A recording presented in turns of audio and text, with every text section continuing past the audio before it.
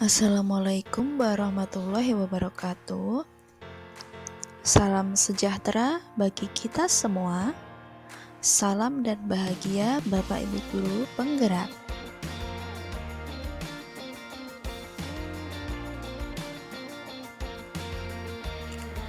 Perkenalkan, nama saya Zahra Alvina, calon guru penggerak angkatan 11 dari kelas 314B, guru dari SLB Negeri Campur Darat Tulungagung.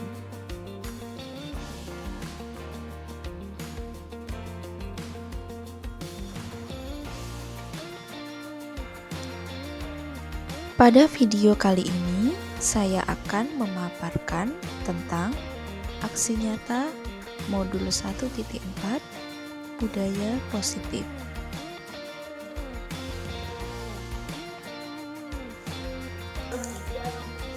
Untuk melaksanakan aksi nyata pada modul ini, saya tentu saja menyiapkan langkah-langkahnya. Yang pertama adalah perencanaan. Di sini saya berkolaborasi dengan teman saya yang merupakan calon guru penggerak angkatan 11 juga, tetapi dari kelas yang berbeda, dan kami memohon izin kepada Ibu Kepala Sekolah untuk melaksanakan diseminasi budaya positif, di mana kami akan berbagi praktik baik bersama Bapak Ibu guru yang ada di sekolah kami, di mana kegiatan ini nantinya akan dilaksanakan di sekolah SLB Negeri Campur Darat Tulungagung. Dan kemudian setelah diizinkan oleh Ibu Kepala Sekolah, kami menyiapkan materi yang akan disampaikan pada diseminasi budaya positif, dan kami laksanakan pula dengan Bapak Ibu guru yang ada di sekolah kami.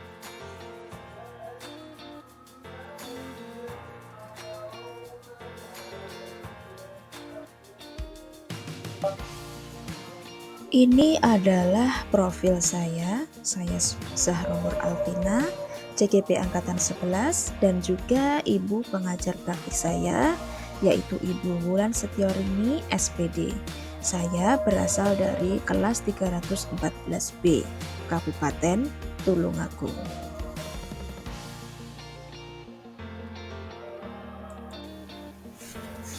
Dan ini adalah rekan sejawat saya, di mana saya berkolaborasi dengan Bapak Anugrah Happy Kurniawan SPD, CGP angkatan 11, dan juga yang memiliki pengajar praktik yaitu Ibu Sutriana SPD, di mana Bapak Happy berasal dari kelas 313B Kabupaten Tulungagung.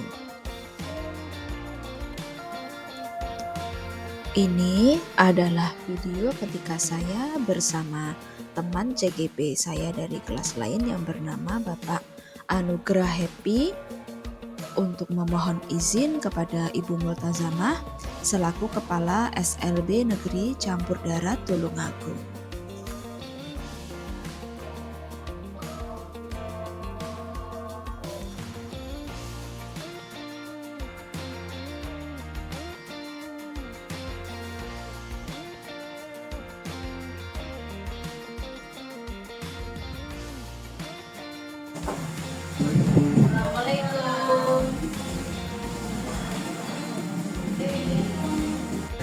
Ada yang bisa saya bantu mungkin Pak Yeki?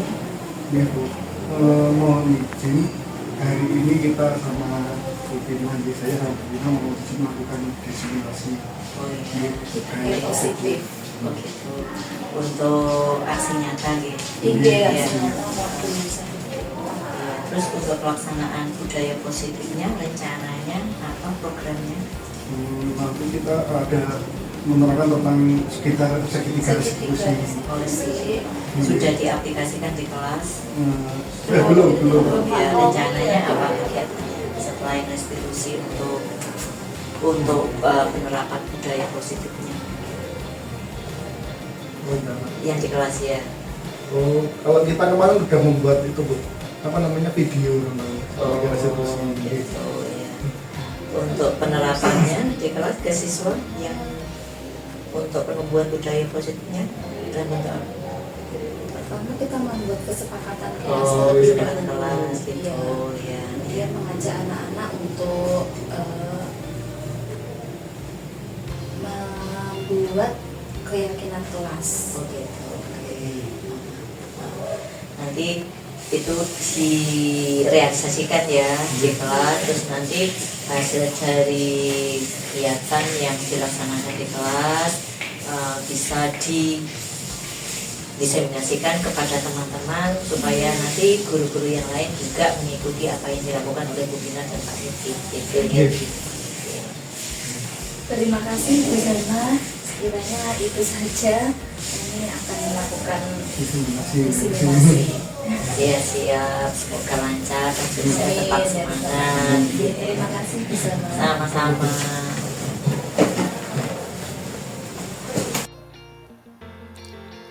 Setelah saya melaksanakan permohonan izin kepada Ibu Kepala Sekolah, saya melaksanakan diseminasi budaya positif di SLB Negeri Campur Darat Tulungagung bersama Bapak Ibu Guru di sekolah kami.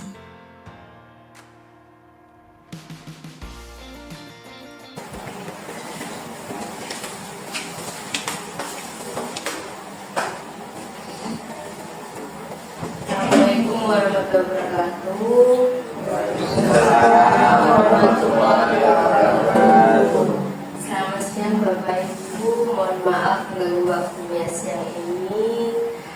Kali ini pada siang ini kita akan mengikuti kegiatan diseminasi yang akan diselenggarakan oleh Bapak Evi dan Ibu Bina sebagai salah satu tugas dari program Guru Penggerak Angkatan 11. Nah, sebelum kita mulai acara ini, izinkan saya sebagai moderator untuk membacakan acara pada siang hari ini. Yang pertama yaitu pembukaan, yang kedua yaitu pemaparan oleh Bapak Happy, kemudian nanti akan dilanjutkan oleh Bina.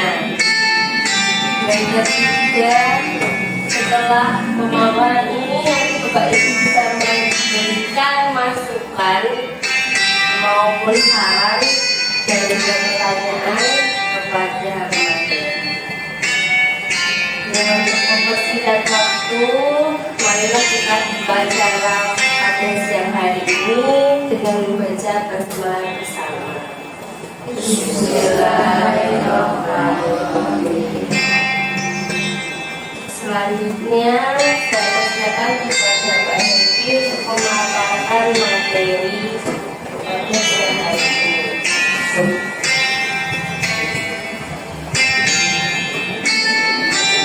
Terima kasih dari atas waktunya. Assalamualaikum warahmatullahi wabarakatuh.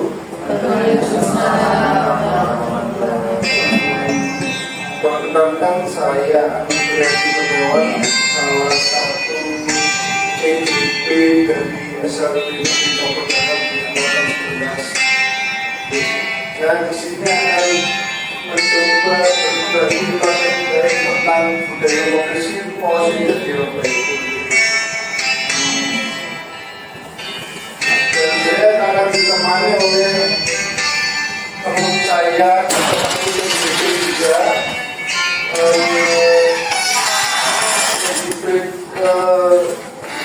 Rono Afina angkatan 11, tapi kita berbeda kelas.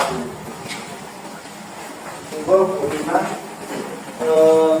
Di sini saya akan mencoba menerangkan tentang koneksi antar materi modul 1. Kita selama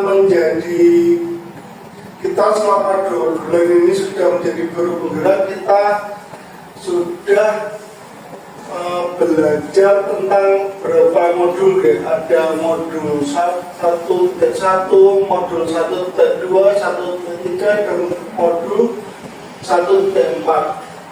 Modul 1.1 itu tentang filosofi KHD. Pendidikan menuntun murid sesuai kodratnya, dan di situ ada kodrat alam dan kodrat zaman. Dan untuk modul 1.2 tentang nilai dan peran guru penggerak. Dan kita di modul 1.3 itu tentang visi guru penggerak menggunakan IA dan tahapan baja. Dan untuk modul 1.4 kita tentang budaya positif dan kebutuhan dasar, posisi kontrol dan segitiga restitusi. Ini modul terakhir. Untuk selanjutnya kita ada berapa modul lagi? 2 modul lagi kira-kira. Dan balik mungkin.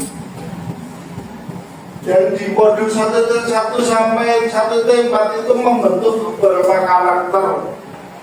Di sini ada karakternya kurang kelihatan nih Bapak Ibu ya.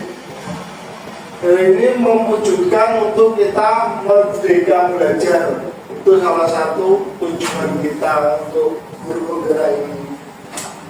Selanjutnya, dan kita pendahuluan Ki Hajar Dewantara mengumpamakan sekolah sebagai sebuah ladang tempat persemaian bibit agar bibit bisa berkembang secara maksimal. Maka petani dapat memperbaiki kondisi tanah, memelihara bibit tanaman, memberi pupuk dan air, membasmi ulat-ulat atau jamur yang mengganggu hidup bibit tanaman dan lain sebagainya.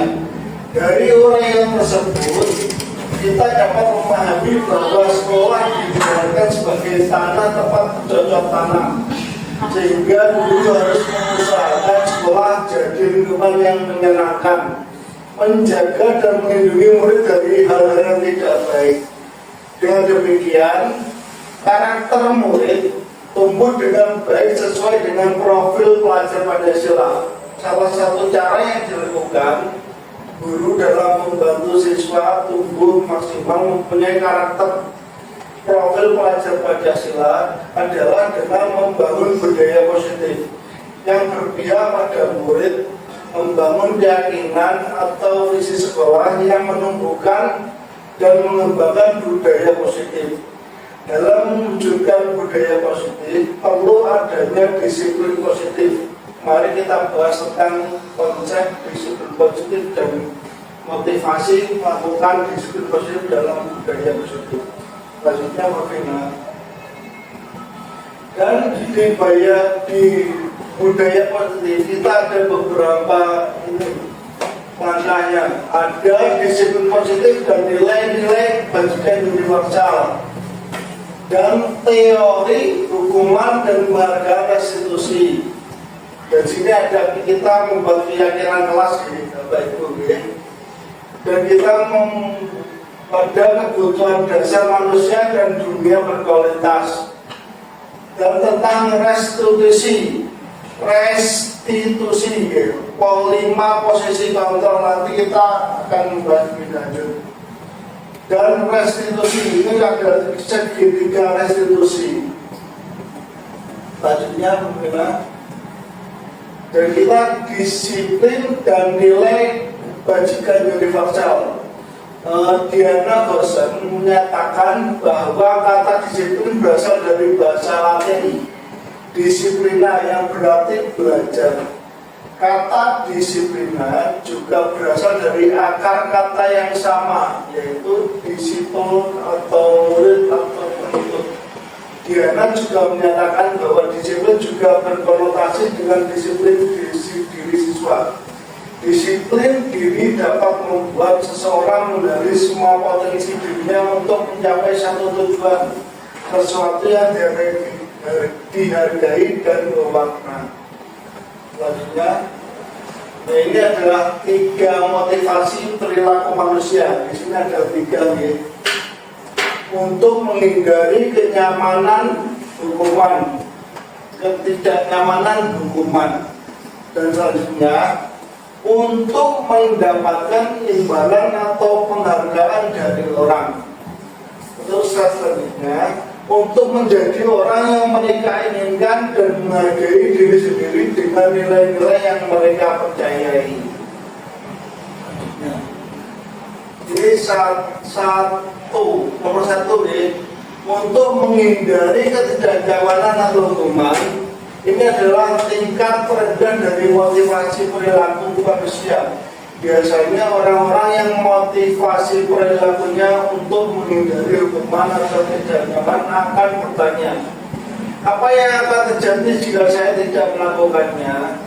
Dari pertanyaan itu sebenarnya mereka sedang menghindari permasalahan yang mungkin terjadi dan berpengaruh pada fisik, psikologis maupun tidak terpenuhinya kebutuhan mereka jika tidak melakukan tindakan tersebut. Next, nomor 2, untuk mendapatkan imbalan atau penghargaan orang lain. Satu tingkat di atas motivasi yang pertama, di sini orang yang berperilaku untuk mendapatkan imbalan dari orang lain. Orang dengan motivasi ini akan bertanya, apa yang saya dapatkan jika saya melakukannya? Mereka melakukan sebuah tindakan untuk mendapat pujian dari orang lain yang dianggap penting. Mereka melakukan sesuatu untuk mendapat pengakuan, hadiah, dan imbalan. Artinya berbeda. Untuk menjadi orang mereka inginkan dan menghargai diri sendiri dengan nilai-nilai yang mereka percaya. Orang dengan motivasi ini akan bertanya, akan menjadi apa saya jika melakukannya? Mereka melakukan sesuatu karena nilai-nilai yang mereka yakini dan hargai. Mereka melakukannya karena ingin menjadi orang yang melakukan nilai-nilai yang mereka yakini. Ini adalah motivasi yang membuat seseorang memiliki disiplin positif karena motivasi kelihatannya bersifat internal bukan eksternal. Next, jadi ini adalah keyakinan kelas. Di sini mengapa keyakinan kelas, mengapa tidak peraturan kelas gitu, mengapa kita memiliki peraturan menggunakan helm saat berkendara sepeda motor? Kemungkinan jawabannya adalah untuk keselamatan. Mengapa kita memiliki peraturan penggunaan masker dan cuci tangan sebelum dan sesudah beraktivitas?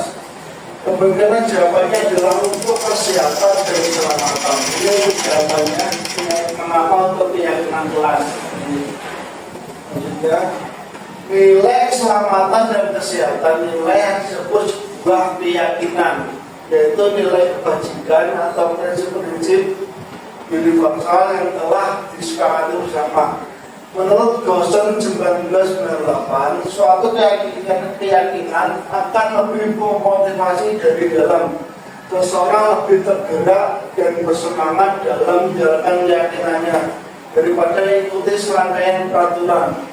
Mereka pun demikian, mereka perlu mendengarkan dan mendalami suatu keyakinan daripada hanya mendengar peraturan yang mengharuskan mereka berlaku seperti ini dan itu. Maksudnya, ini adalah sebagai pendidik, tujuan kita adalah menciptakan murid-murid yang memiliki disiplin diri sehingga mereka bisa berperilaku sesuai dengan nilai kebajikan universal dan memiliki motivasi intrinsikik. Demikian yang profil pelajar Pancasila ya. Ini ada beriman, bertawat pada Tuhan Yang Maha Esa dan berakal mulia, berkebinekaan global di sini, bergotong royong, kreatif, bernalar kritis dan mandiri. Di sini adalah contoh fotonya ini tuh anak-anak sedang bersalaman dengan bapak ibu guru. Dan itu adalah membuat karya ya. Ini fotonya contoh untuk upacara, dan di sebelah atasnya tentang ibadah bersama, sholat zuhur berjamaah. Keyakinan kelas bersifat lebih abstrak dari peraturan kelas yang lebih rinci dan konkret. Keyakinan kelas berupa pernyataan universal. Pernyataan keyakinan kelas dibuat dalam bentuk positif. Keyakinan kelas tidak terlalu banyak sehingga bisa diingat dan dipahami murid. Keyakinan kelas dapat diterapkan di kelas. Semua warga kelas dapat berpartisipasi dalam membuat keyakinan kelas. Keyakinan kelas dapat ditinjau dari waktu ke waktu. Di sini kita tahu guru penggerak itu untuk tata tertib tidak diperbolehkan untuk tata tertib ya oleh guru. Yang diperbolehkan adalah keyakinan kelas. Dan untuk selanjutnya bisa diterangkan oleh guru.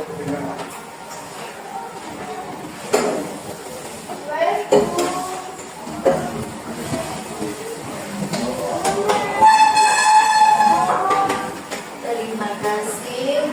Mohon izin Bapak Ibu untuk menerangkan tentang keyakinan kelas. Keyakinan kelas itu bersikap positif, tampak seperti misalkan anak-anak tampak datang di tepat waktu, tapi kalau tidak tampaknya itu datang terlambat.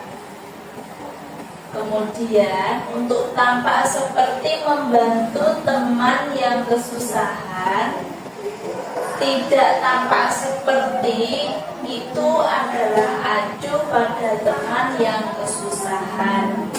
Kemudian berpakaian rapi berarti anak-anak tidak tampak seperti berpakaian tidak rapi. Kemudian menghargai teman. Jadi untuk tidak tampaknya adalah tidak menyelesaikan tugas juga tidak menyelesaikan tugas tepat waktu. Kemudian untuk percaya dan menghormati orang lain itu misalkan menghormati guru dan teman, meminta izin jika ingin meminjam barang teman, dan menghargai pendapat teman. Untuk kejadian tidak tampaknya adalah tidak menghormati guru dan teman, tidak meminta izin jika ingin meminjam barang teman, dan tidak menghargai pendapat teman. Kemudian untuk terlihat, terdengar, dan berperilaku. Untuk terlihat berempati pada teman, meminta izin ketika meminjam barang, menerima pendapat teman. Untuk terdengarnya, ayo kita bisa selesaikan tugas ini. Boleh saya pinjam pensilmu? Bagus sekali pendapatmu. Berperilaku, membantu teman jika mengalami kesusahan, memberi salam dan santun pada guru dan teman, mendengarkan pendapat teman. Jadi untuk membuat keyakinan kelas, kita bisa menelaah dari yang terjadi di sekitar kita. Misalkan untuk datang ke sekolah itu diharapkan tepat waktu. Jadi kita membuat keyakinan bersama anak-anak. Jadi supaya anak-anak itu memiliki motivasi intrinsik dari dirinya untuk mematuhi keyakinan kelas tersebut. Untuk 5 dasar kebutuhan manusia, Jadi manusia itu sebenarnya memiliki 5 kebutuhan dalam hidupnya. Yang pertama, kebutuhan bertahan hidup. Yang kedua, kebutuhan untuk diterima, yaitu cinta dan kasih sayang. Untuk yang ketiga, kebutuhan pengakuan atas kemampuan atau penguasaan. Yang keempat, kebutuhan untuk merasa senang atau kesenangan. Yang kelima, kebutuhan akan pilihan atau kebebasan.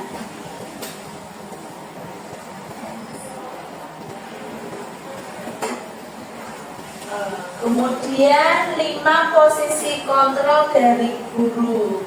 Pada teori kontrol, Dr. William Glasser berkesimpulan ada 5 posisi kontrol yang bisa diterapkan seorang guru, orang tua ataupun atasan dalam melakukan kontrol. Kelima posisi kontrol tersebut adalah yang pertama sebagai penghukum, yang kedua membuat orang merasa bersalah, kemudian yang ketiga sebagai teman, yang keempat monitor atau pemantau, dan yang kelima adalah manajer.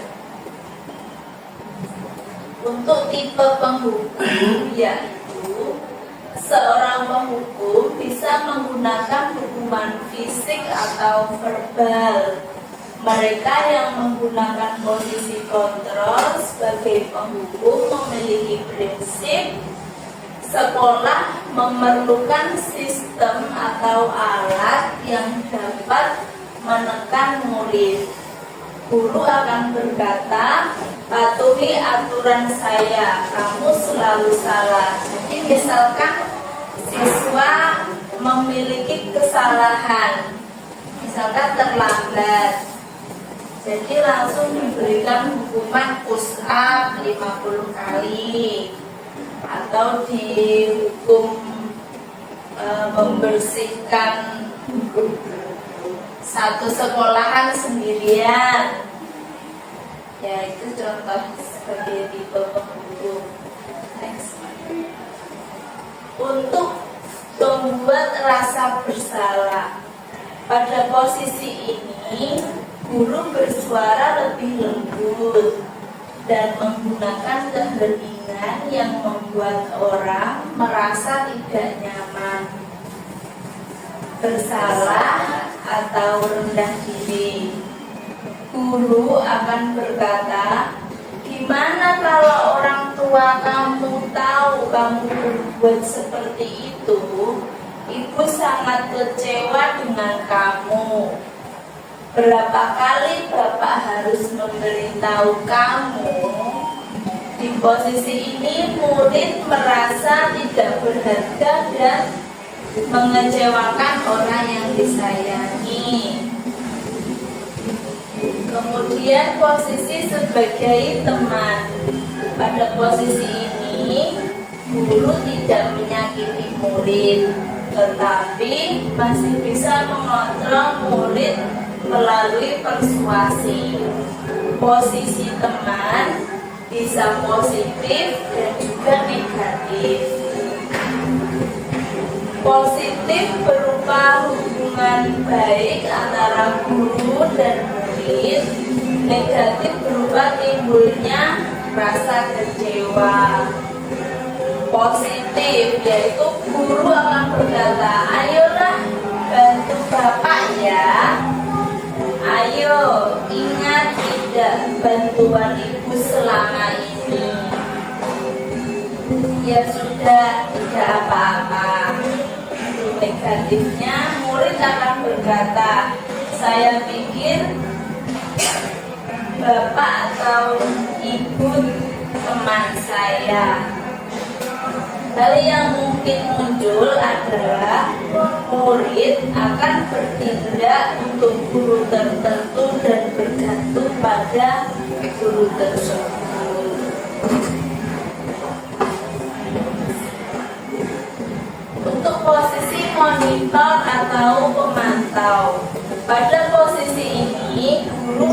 menggunakan sanksi dan konsekuensi yang dapat memisahkan hubungan pribadi dengan murid. Pemantau akan berkata, peraturannya apa? Apa yang telah kamu lakukan? Sanksi dan konsekuensinya apa jika kamu melakukan kesalahan? Seorang pemantau mengandalkan perhitungan, catatan, dan data yang digunakan sebagai bukti perilaku seseorang. Posisi pemantau berawal dari teori stimulus respon yang menunjukkan tanggung jawab guru mengontrol murid. Untuk posisi manajer, pada posisi ini guru berbuat sesuatu bersama murid, mempersilahkan murid mempertanggungjawabkan perilakunya, kemudian mendukung murid agar menemukan solusi atas permasalahannya sendiri. Seorang manajer memiliki keterampilan di posisi teman maupun pemantau. Bisa jadi akan kembali pada kedua posisi tersebut jika diperlukan. Kemudian restitusi. Apa itu restitusi? Menurut Guston, restitusi merupakan proses menciptakan posisi bagi siswa untuk memperbaiki kesalahan mereka, sehingga mereka bisa kembali pada kelompoknya dengan karakter yang lebih kuat. Restitusi dapat membantu siswa menjadi lebih memiliki tujuan, disiplin positif, dan memulihkan dirinya ketika berbuat kesalahan. Restitusi menguntungkan korban dan si pembuat salah atau win-win solution. Ciri-ciri restitusi. Yang pertama, restitusi bukan menebus kesalahan, tetapi untuk belajar dari kesalahan. Yang kedua, restitusi memperbaiki hubungan. Yang ketiga, restitusi adalah tawaran, bukan paksaan. Yang keempat, restitusi menuntun untuk melihat ke dalam diri. Kemudian yang kelima, restitusi mencari kebutuhan dasar yang mendasari tindakan. Yang keenam, restitusi diri adalah cara yang terbaik. Yang ketujuh, restitusi fokus pada karakter, bukan tindakan. 8. Restitusi itu menguatkan. Dan yang terakhir, restitusi mengembalikan siswa yang berbuat salah kepada kelompoknya. Untuk tahapan segitiga restitusi, yang pertama adalah menstabilkan identitas. Yang kedua, validasi tindakan yang salah. Dan yang ketiga, menanyakan keyakinan. Untuk menstabilkan identitas, kata-katanya seperti ini: setiap orang pasti pernah melakukan kesalahan. Misalkan siswa kita terlambat karena sering main HP. Jadi ditanya, kamu kenapa terlambat? Itu contoh dari menstabilkan identitas. Kemudian validasi tindakan yang salah. Kamu tentu punya alasan mengapa melakukan itu. Jadi kenapa kok bermain HP. Semua orang nggak apa bermain HP, tapi ada waktunya. Dan menanyakan keyakinan, nilai-nilai apa yang telah kita sepakati. Sebelumnya kita sudah membuat keyakinan kelas bersama murid kalau kita itu harus datang ke sekolah tepat waktu. Jadi ketika anak terlambat, ditanyai, apa keyakinan kelas kita kalau kamu terus terlambat? Kemarin bagaimana saat kita membuat keyakinan? Bukankah sudah membuat keyakinan kelas kalau kita harus datang tepat waktu? Next.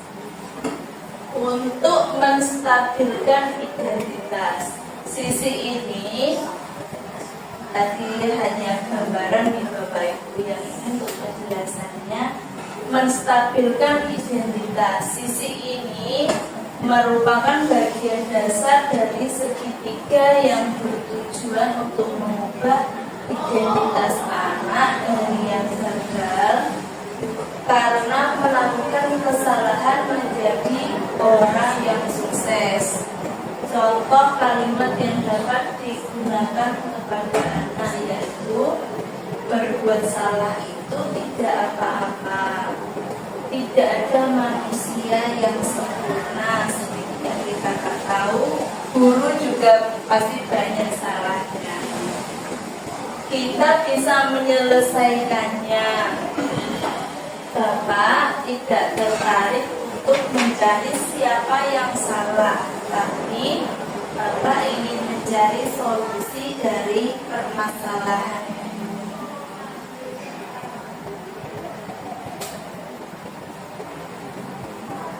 Ketika anak fokus pada kesalahan, maka akan sulit untuk melakukan restitusi. Hal ini karena rasa bersalahnya itu menguras energi. Kemudian anak ini merasa bersalah, berarti merasa dirinya itu menjadi identitas yang gagal.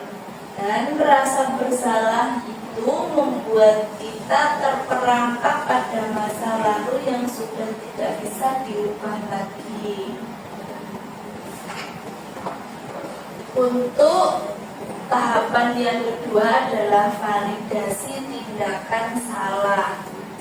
Restitusi tidak menyarankan guru berbicara kepada siswa bahwa melanggar peraturan adalah sikap yang baik, tetapi dalam restitusi harus memahami alasannya dan memahami bahwa setiap orang pasti melakukan hal yang terbaik pada waktu tertentu.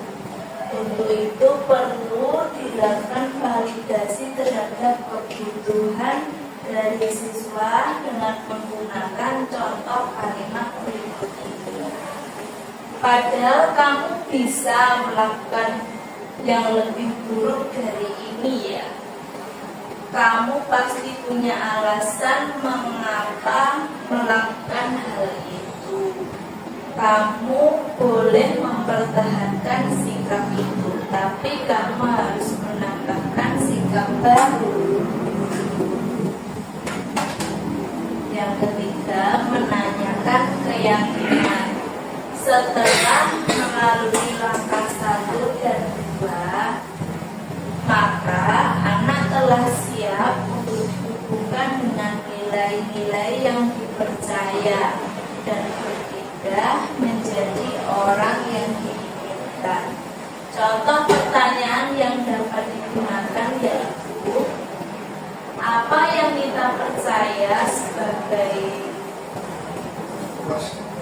kelas atau keluarga?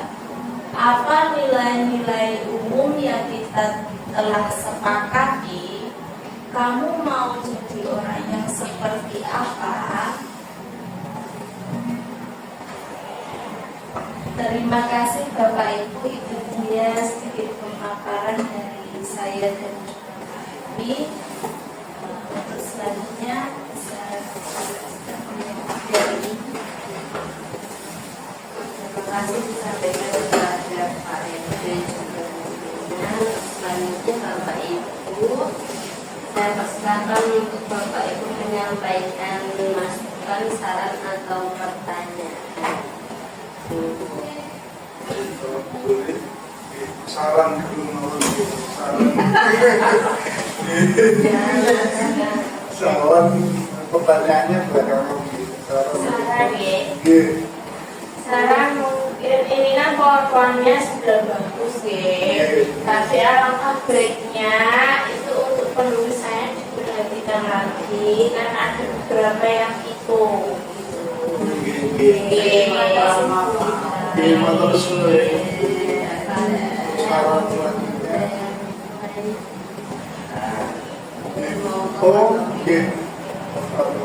Saya hanya mengomentari atau menjelaskan apabila untuk penyampaian lebih baiknya itu fokus ke penonton atau audien, jadi tidak selalu melihat ke layar, itu saja. Terima kasih atas masukan yang disampaikan. Menambahkan dari Pak Tommy, kalau bisa diberi contoh amalannya dalam apa ya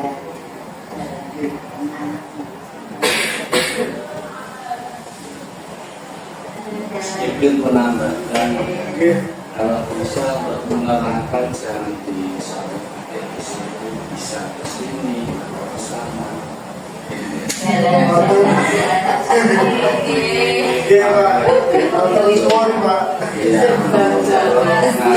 ngalor perlu beralih budaya.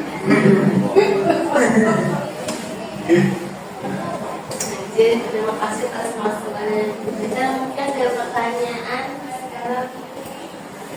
Saya dulu tanya, itu kok ada keyakinan kelas?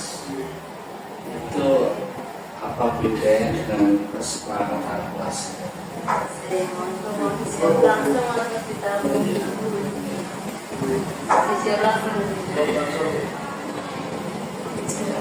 Monggo yang mau jawab. Saya mau izin untuk menjawab. Kalau untuk menuju ke keyakinan kelas kan membuat kesepakatan kelas terlebih dahulu. Jadi anak-anak diajak untuk membuat peraturan kelasku, tapi buatnya bersama-sama dengan gurunya. Nah itu misalkan anak-anak menulis di kertas kecil, saya mau misalkan tidak makan di kelas, kemudian nanti akan dibuat kalimat positifnya, jadi mengikuti pembelajaran dengan baik. Nanti kalau sudah dibuat kalimat positif itu disepakati bersama. Anak-anak sepakat ya dengan peraturan ini. Nah itu setelah terbuatlah kesepakatan kelas itu, kita harus meyakini kenapa kok ada kesepakatan kelas ini. Jadi ada nilai-nilai yang akan kita capai setelah terbentuknya kesepakatan kelas ini. Misalkan ingin anak-anak memiliki sifat yang mandiri, bertanggung jawab, jawab pada dirinya sendiri dan tidak merugikan orang lain. Mungkin seperti itu. Oh iya, terima kasih. Mungkin Pak. Penjabarannya.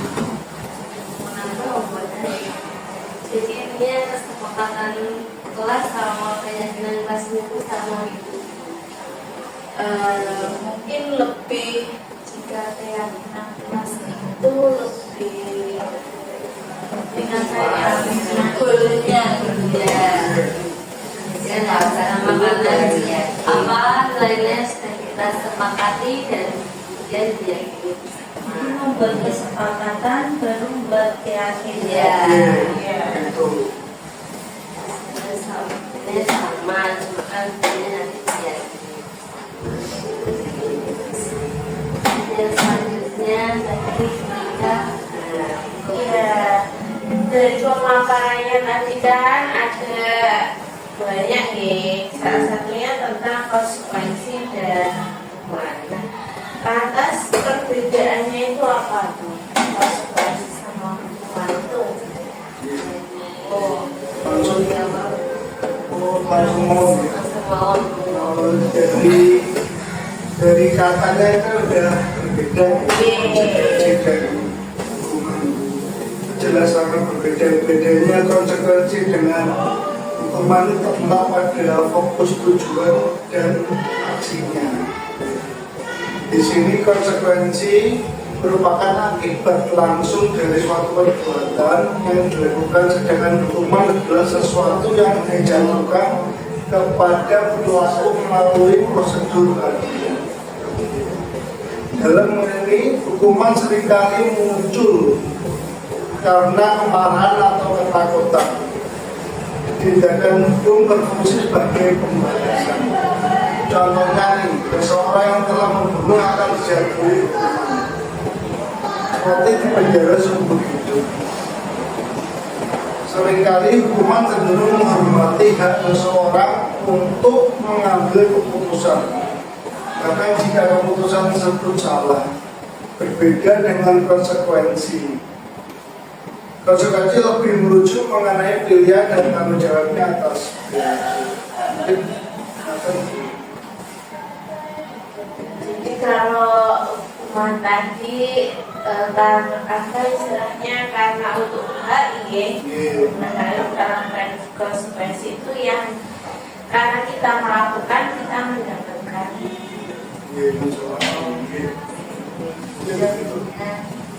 Oke, selanjutnya Jadi pemaparan apa pertanyaan itu tadi, bagaimana cara yang tepat untuk menerapkan budaya disiplin positif di sekolah. Saya akan mencoba menjawab pertanyaan Pak. Untuk langkah pertamanya kita itu sebagai guru itu memberikan contoh atau teladan yang baik pada siswa, karena siswa tidak mungkin bisa melakukan sesuatu tanpa contoh dari guru. Misalkan kamu harus buang sampah pada tempatnya, nah gurunya kok malah buang sampah sembarangan. Misalkan ada sampah berserakan, oh tak buang ini bisa, nanti anak-anak akan melihat. Jadi pertama yang baru anak-anak diajak mengikuti perilaku kemudian membuat keyakinan kelas. Sebelum ajaran baru misalkan nanti akan masuk kelas terbagi-bagi ya. Jadi guru akan mengajar sesuai dengan SK bagian pengajar. Jadi anak-anak akan kita ajak untuk membuat keyakinan kelas. Kemudian konsisten. Jadi Untuk mewujudkan budaya yang positif kita harus konsisten.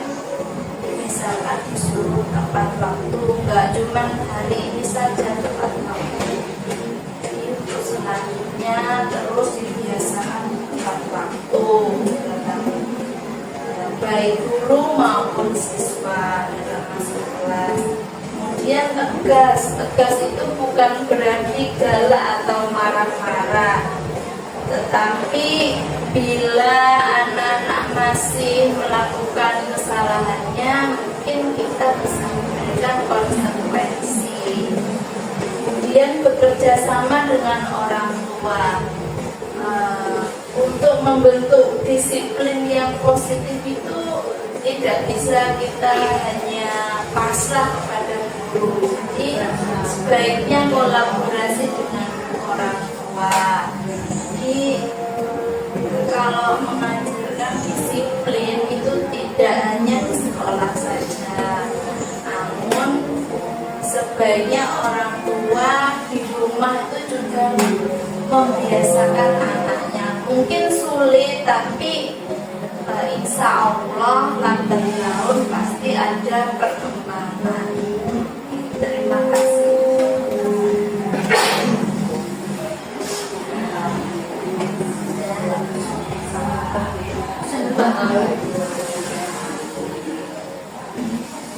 Demikian tadi diseminasi yang telah dilakukan.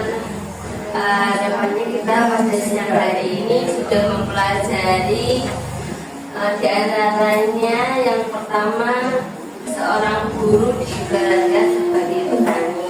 Kemudian yang kedua, kebutuhan dasar manusia. Kemudian yang ketiga, kita sudah belajar bagaimana membuat keyakinan kelas, dan juga kita bisa mengatasi permasalahan murid melalui segitiga restitusi. Harapannya Bapak Ibu dengan adanya kegiatan ini di sekolah kita bisa menanamkan disiplin positif sehingga bisa menjadi sebuah budaya positif yang tertanam di sekolah kita. Amin. Terima kasih atas kehadiran dan juga perhatian dari Bapak Ibu semua. Apabila saya ada salah, saya mohon maaf. Terima kasih. Wassalamualaikum warahmatullahi wabarakatuh. Waalaikumsalam warahmatullahi wabarakatuh.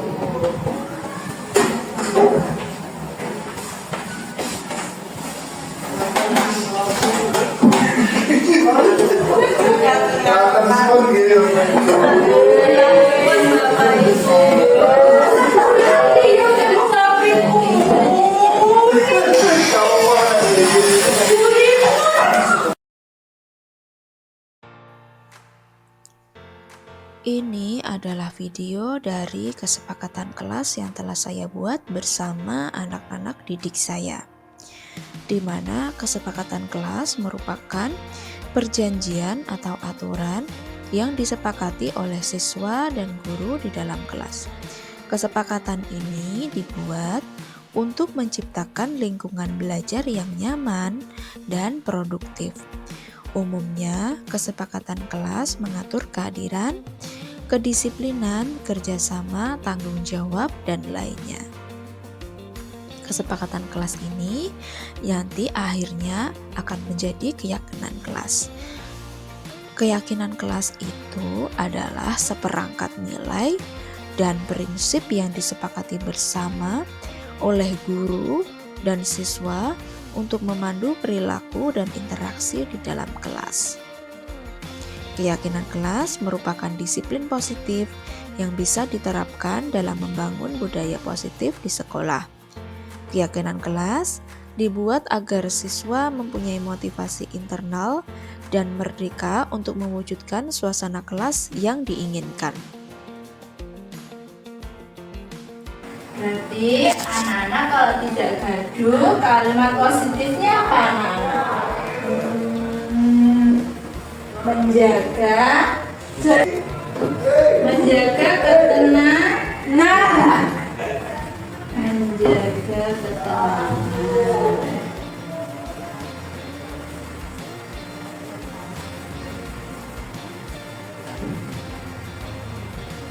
Kemudian kalau tidak mengolok teman, berarti bagaimana? Tidak boleh. Saling menghormati. Saling menghormati.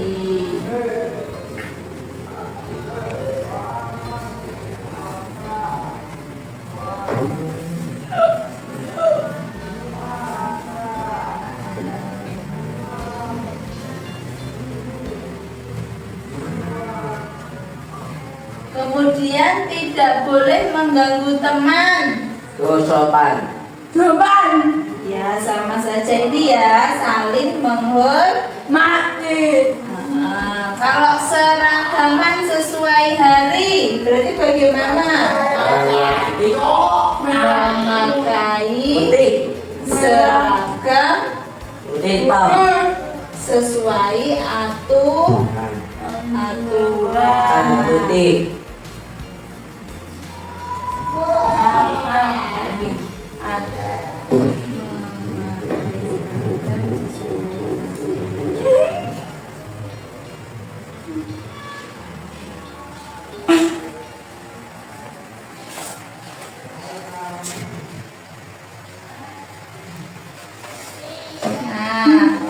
Ini kesepakatan kelas kita ya Nana. Jadi Nana harus mematuhi ya. Ya kalau ada yang lupa diingatkan. Kan? Udah. Sepakat. Iya terima kasih ya Nana. Ini adalah video praktik segitiga restitusi yang saya laksanakan bersama anak-anak didik saya.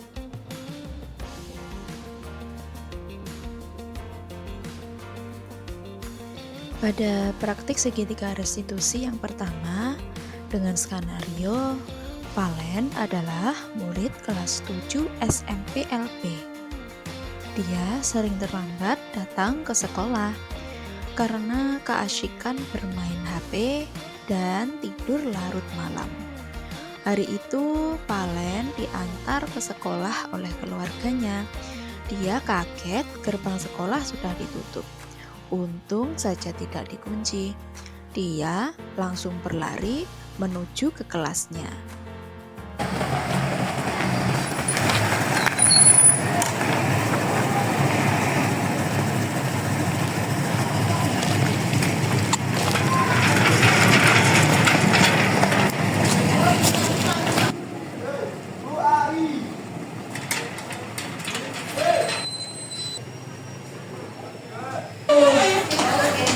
Waalaikumsalam. Loh, kenapa kamu terlambat ya? Enggak. Iya, terlambat. Iya, Bu. Itu udah jam berapa sekarang? Ayo, boleh duduk. Ya. Jadi, anak-anak, kamu tahu nggak masuk ke sekolah jam berapa? Jam 7. Jadi kenapa tadi kamu terlambat? Kesiangan ya. Terus kenapa kamu bangun kesiangan? Tidur jam berapa? Oh, jam 11 ya. Kok tidur sekali? Bermain apa? Bermain HP ya? Oh, bermain HP. Nggak apa-apa kamu bermain HP, tapi nggak boleh lama-lama ya. Kemudian kemarin kita buat kesepakatan kelas kan? Apa kesepakatan kelasnya? Harus datang tepat waktu. Ya itu sudah tahu kan, sudah ada kesepakatan kelas. Jadi besok lagi Valen kalau tidur jangan malam-malam lagi ya. Jadi biar nanti kamu tidak terlambat lagi ya. Ya semangat Valen. Yeay. Kemudian pada praktik segitiga restitusi yang kedua dengan skenario, Asga adalah murid yang sering mengganggu temannya ketika belajar. Temannya jadi tidak fokus dengan kejahilan Asga karena dia suka menyembunyikan alat tulis temannya, padahal ada ibu guru yang sedang mengajar di depan kelas, hingga temannya mengadu ke bu guru.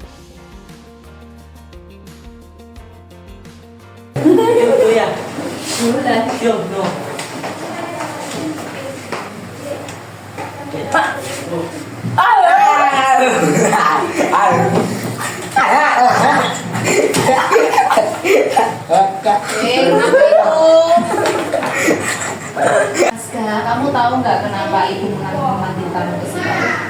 Tahu. Tadi kamu ngapain di kelas? Mengganggu siapa? Mengganggu Valen. Tadi kamu ngapain? Merusui. Terus ngambil apanya Valen tadi? Ngambil pensil. Itu boleh apa enggak? Enggak boleh. Kan sudah tahu kemarin. Harus tenang. Itu apa keyakinan kelas kita kemarin? Tidak boleh mengganggu teman. Karena kenapa? Mengganggu konsentrasi belajar. Jadi kalau belajar itu harus tertib, ya, tidak boleh mengganggu teman.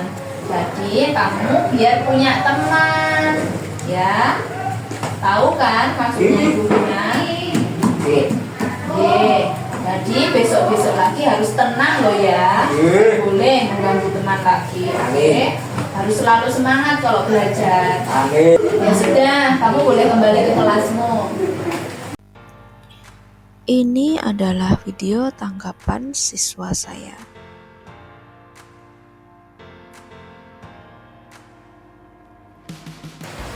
Saya Valen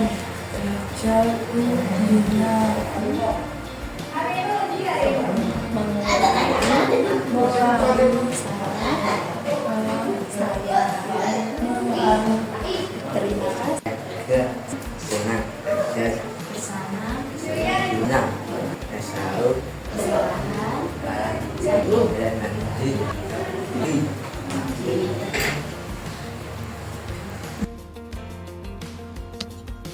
Demikianlah video aksi nyata modul 1.4 budaya positif. Jika ada kurang lebihnya saya mohon maaf. Terima kasih sudah menonton. Wassalamualaikum warahmatullahi wabarakatuh. Salam dan sukses.